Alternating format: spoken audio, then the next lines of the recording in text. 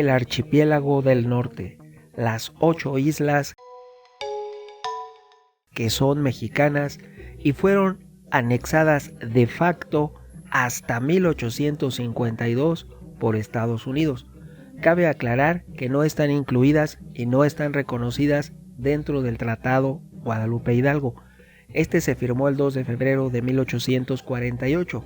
Sin embargo, esas islas conservaron la soberanía mexicana y fue posteriormente, hasta el año de 1852, cuando Estados Unidos tomó posesión de ellas de manera de facto, sin que diese a conocer y sin que se notificase al gobierno de México. Estas islas, desde tiempos anteriores, desde esa época, han sido reclamadas por grupos de mexicanos.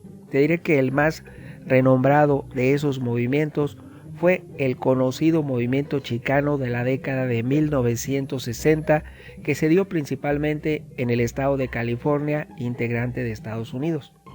En aquel momento el líder de los derechos de la tierra de Nuevo México era Reyes López Tijerina. Así se llamaba el líder, porque no nada más era el estado de California, eran varios estados, pero principalmente era en California. Pero este señor Reyes López era oriundo de Nuevo México. Él y su grupo Alianza invocaron el famoso Tratado de Paz y Amistad, el Guadalupe Hidalgo, en su lucha por tratar de suprimirlo. Y en 1972, los llamados Brown Berets o Boinas Cafés, una organización que es una organización de jóvenes activistas mexicanos, también invocaron el tratado cuando ellos se apoderaron temporalmente de una de las 8 islas integrantes del archipiélago del norte, la llamada Isla Catalina. Este archipiélago del norte consta de un total de 8 islas, como se los he comentado, y es junto a los llamados farallones, que son California Channel and Farallon Island, que están ubicados frente a la costa de California. No se mencionan, ojo, explícitamente en el tratado y son potencialmente territorios mexicanos. ¿Por qué? Porque no están incluidos. Se firmó un tratado, pero nunca se incluyó el total del archipiélago del norte. Y te diré que en cuanto a la tenencia de la tierra, los derechos perviven a favor de México. Habría que hacer una reclamación en la Corte Internacional. Pero hay que recordar que estas islas, que son unas islas hoy habitadas, muy turísticas, que tienen mucha riqueza porque incrementan el mar, las millas náuticas y tienen valiosos recursos en cuestión de pesca y minerales. Por lo tanto, es un territorio altamente valorado por parte del gobierno de Estados Unidos. Se encuentran de facto bajo su soberanía desde 1852 y no hay ningún escrito, ninguna ley, ningún tratado, ningún acuerdo entre México y Estados Unidos que reconozca la soberanía sobre esas islas. Ya en época reciente, en 1980, 5 de las 8 islas forman parte, integran el Parque Nacional Islas del Canal, que es una reserva, una especie de reserva natural. Es un parque, pero en realidad sí se realizan otro tipo de actividades. No es netamente, como se conoce en México, una reserva natural protegida. Por lo tanto, hay posibilidades tanto de un eventual litigio en la Corte Internacional sobre la propiedad y la soberanía del llamado Archipiélago del Norte, y también lo cual debe ser favorable a México porque no hay nada escrito que conste que esas islas son de Estados Unidos. En virtud de existir lagunas, existen, hay que aclarar, sobre tal situación. Esto ha sido comentado ya por miembros de la Sociedad de Geografía en la época desde Porfirio Díaz y de la Secretaría de Relaciones Exteriores en épocas tan recientes como la década de los 70. Se puede consultar para mayor referencia un libro escrito llamado El Archipiélago del Norte, Territorios de México o de los Estados Unidos. Queda en interrogatorio la pregunta, ¿o es de México o es de Estados Unidos? Este lo escribió Jorge Vargas, publicado en conjunto por la Secretaría de Relaciones Exteriores y el Fondo de Cultura Económica de México en 1993 como bibliografía a citar y documentar.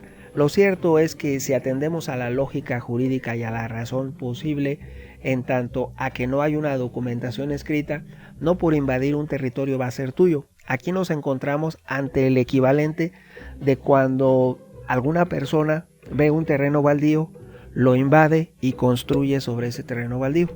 Ciertamente todo lo que construye y lo que haga en ese terreno no está bien porque no es de él y no por el paso del tiempo va a ser de él.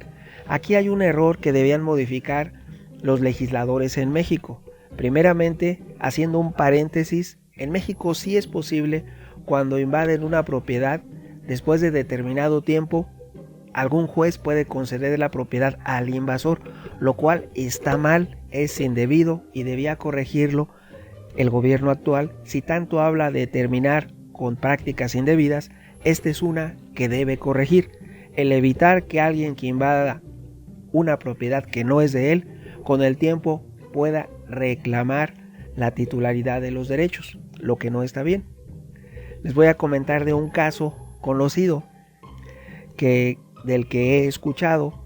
Sucede que en la ciudad de Ciudad Hidalgo había un enorme terreno ubicado en la ciudad, dentro del área urbana, un terreno de cerca de 3,000 metros cuadrados.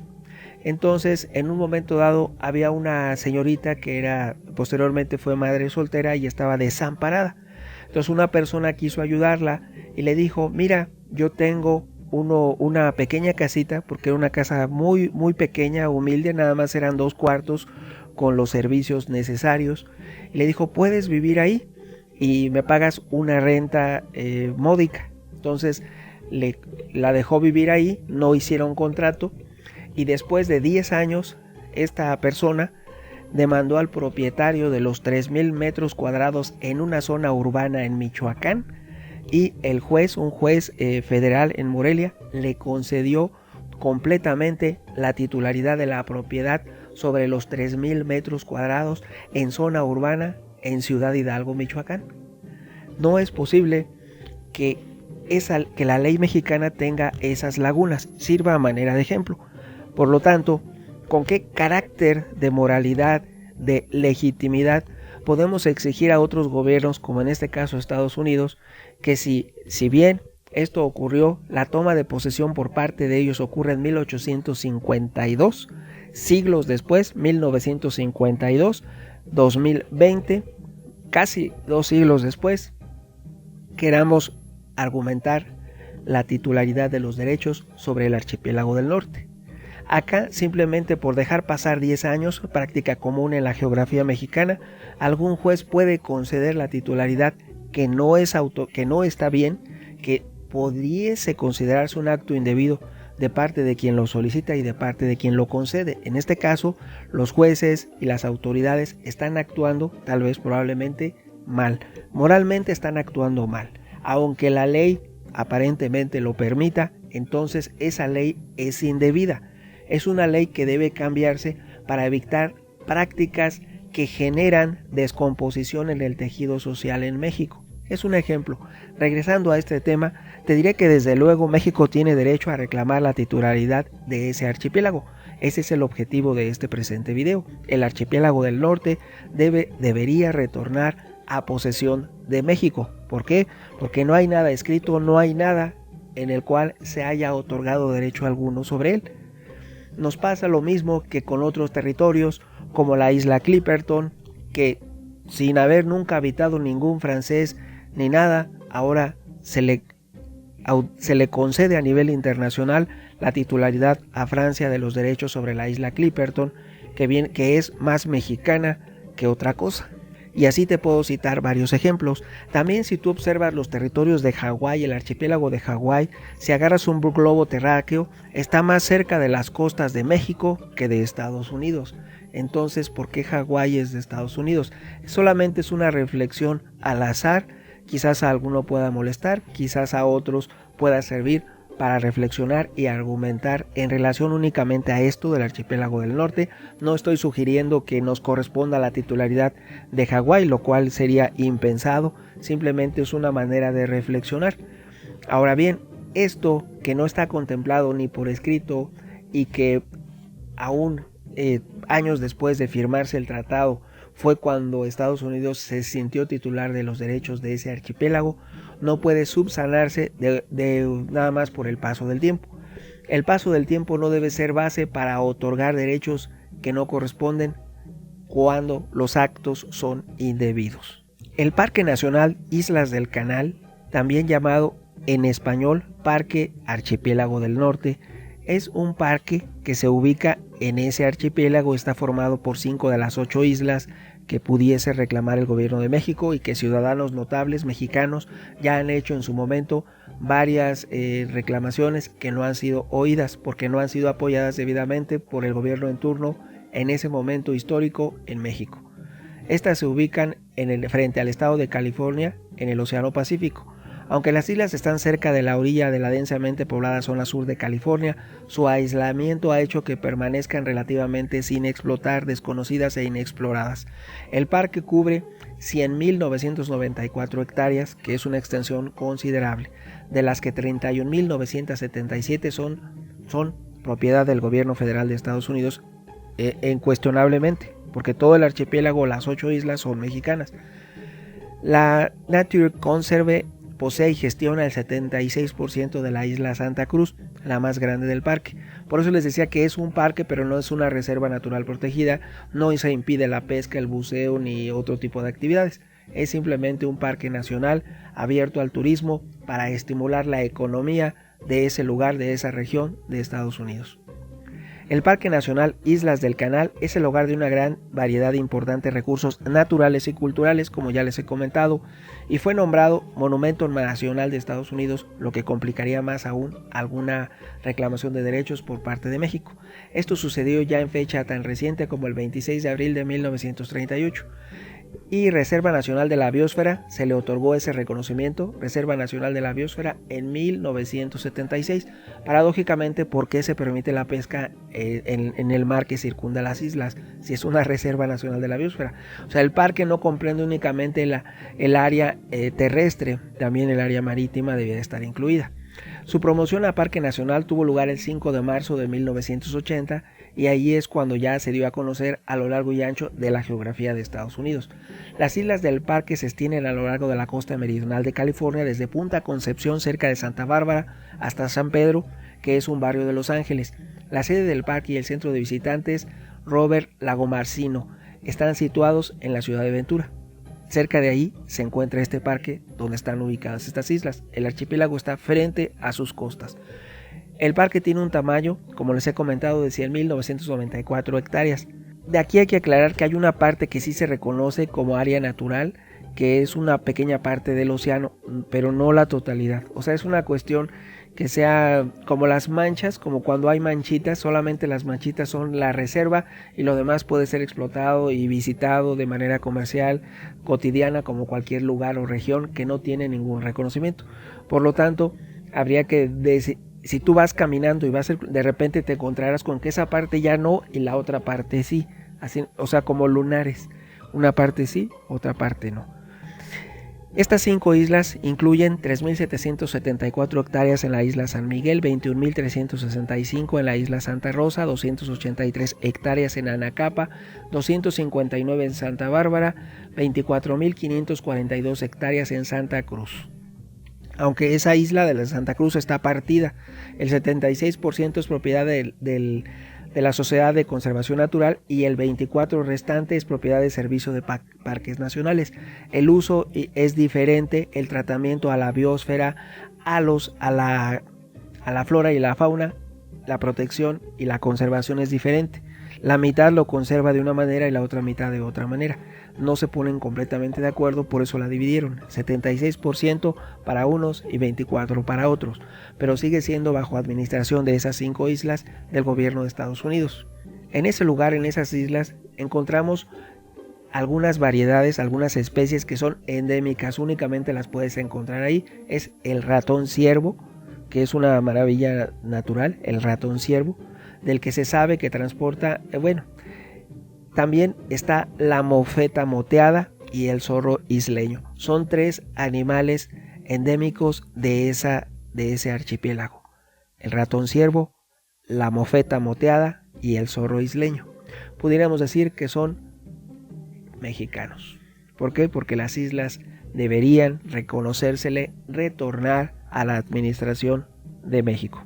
Este parque es tan bello que incluye en sus costas focas comunes, leones marinos, lechuzas comunes, cernícalos, alondras cornudas, turpiales gorjeadores y pelícanos pardos de California. Si ustedes se fijan, hasta el nombre de los animales ya se le desconoce porque se le llama león marino de California, pelícano pardo de California, cernícalo americano.